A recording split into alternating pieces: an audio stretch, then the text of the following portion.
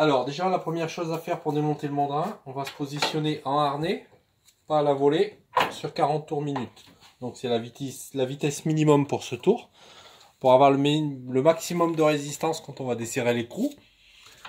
Ensuite, on a préparé une petite cale en bois qui va venir sous le mandrin, pour pouvoir recevoir le mandrin après le démontage et éviter d'abîmer le tour.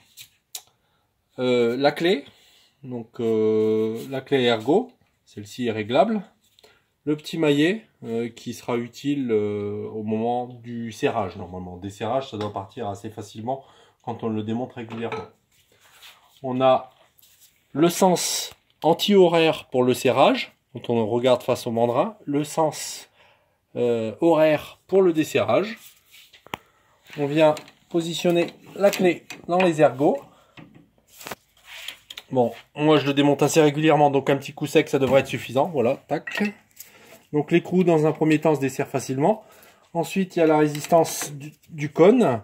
Donc on force un petit peu avec la clé. Et voilà, donc là le cône est décoincé. Donc on peut regarder, on va voir, le mandrin avance avec son faux plateau.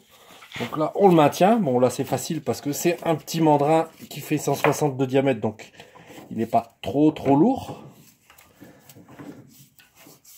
On dessert l'écrou tout en avançant le mandrin.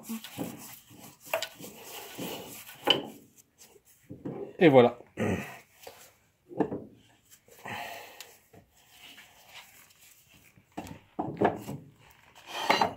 Donc là, on voit très bien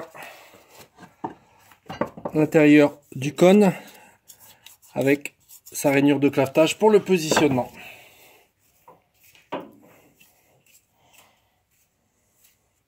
Voilà, donc ça c'était pour le démontage. Pour le remontage, bon, je vais le faire vite fait. Je vais prendre un petit chiffon pour nettoyer la broche.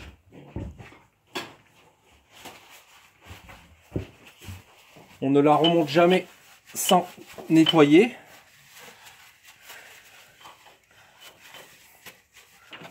Et vérifier qu'il n'y ait aucun copeau qui se soit positionné sur le cône.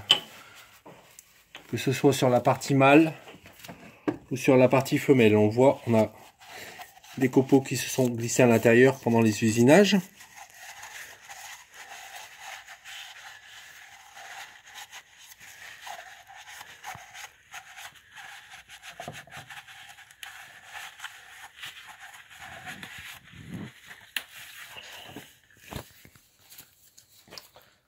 On vient le repositionner sur la clavette. On met l'écrou en prise sans forcer pour pas exposer le filetage. Et tout en l'aidant, on resserre l'écrou.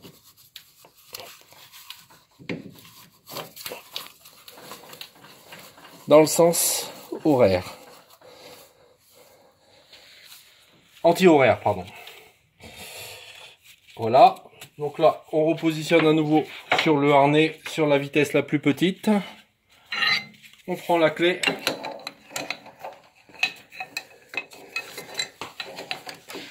Et à l'inverse du démontage, on serre d'abord à la main.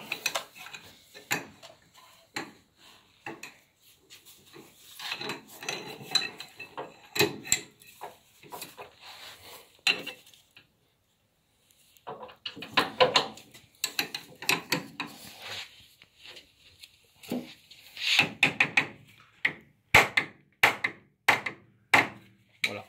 À la limite, le petit coup de maillet, ouais, c'est limite pas suffisant. Il faut pas forcer comme une brute, hein. C'est pas indispensable, pardon. Voilà.